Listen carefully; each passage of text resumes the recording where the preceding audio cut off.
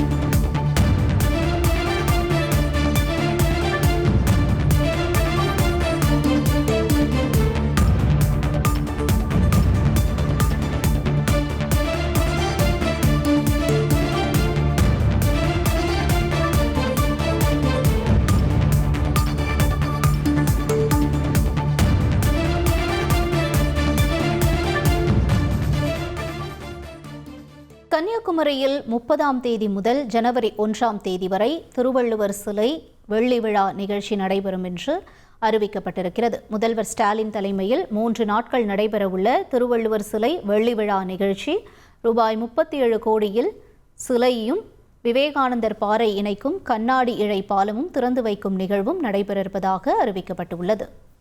உங்கள் தந்தி ஒன் தொலைக்காட்சியில் கருடா தினமும் காலை 6 மணிக்கு காண தவறாதீர்கள்.